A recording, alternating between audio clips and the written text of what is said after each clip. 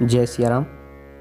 आज मैं सुंदरकांड में एक बहुत ही मार्मिक प्रसंग है, मैं उस पर चर्चा करना चाहता हूँ। लोगों को ये लगता है कि मैं न होता तो क्या होता। सबसे बड़ी समस्या है ये जीवन की। लोग ऐसा सोचते हैं कि मैं न होता तो क्या होता।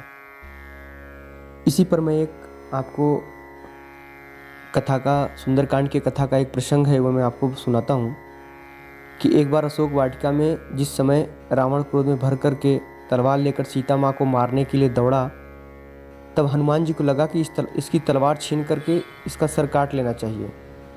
किंतु अगले ही क्षण उन्होंने देखा कि मंदोदरी ने रावण का हाथ पकड़ लिया। यह देखकर वे गदगद हो गए।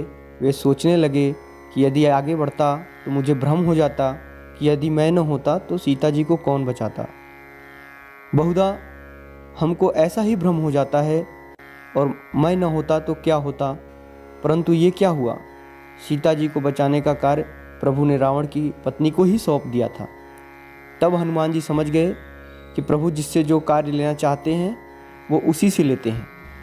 आगे चलकर जब त्रिष्टा ने कहा कि लंका में बंदर आया हुआ है और वहाँ लंका जलाएगा, तो हनुमान जी बड़ा चिंता में पड़ गए कि प्रभु ने तो लंका जलाने के लिए कहा ही नहीं, और त्रिष्टा कह रही है कि उन्होंने स्वप्न में देखा है एक बानर ने लंका जलाई है, अब उन्हें क्या करना चाहिए, जो प्रभु की इच्छा। तब रावण के सैनिक तलवार लेकर हनुमान जी को मारने के लिए दौड़े, तो हनुमान जी अपने को बचाने के लिए तनिक भी चेष्टा नहीं किए।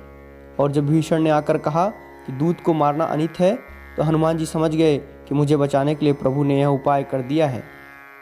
आश्चर्य की पराकाष्ठा तो तब हुई जब रावण ने कहा कि बंदर को मारा नहीं जाएगा, पर पूंछ में कपड़ा लपेटकर घी डालकर आग लगाई जाए।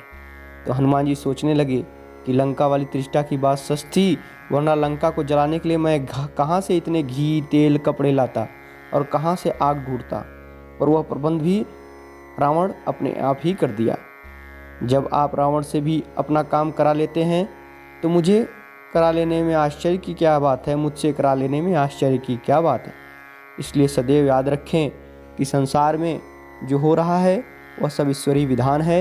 हम और आप तो केवल निमित्त मात्र हैं।